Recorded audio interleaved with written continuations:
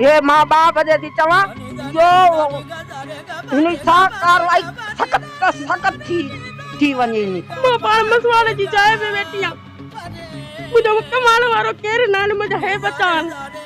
मूंसां जो ज़ुल्म कयो आहे न।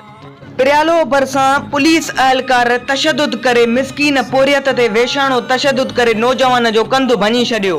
नौजवान जी बेवा अमड़ प्रियालो थाणे जी पुलिस अहलकार ज़ुल्फ़कार महर ते इल्ज़ाम लॻाईंदे चयो त मुंहिंजे यतीम पुट 25 वरियनि जे आतिफ़ अली मलिक ते वेशाणो तशदुद करे कंधु भञी पियो, जंहिंखां बाद मुंहिंजो नौजवान बिस्तरे ते पियल आहे। गुरबत सबब इलाज करण खां बि लाचार आहियां। नौजवान जी बेवा अमड़ DIG सखर SSP खैरपुर खां यतीम बचड़े जो इलाज करण ऐं नाहक ज़ुल्म कंदड़ पुलिस अहलकार खिलाफ़ कार्रवाई करण जो मुतालबो।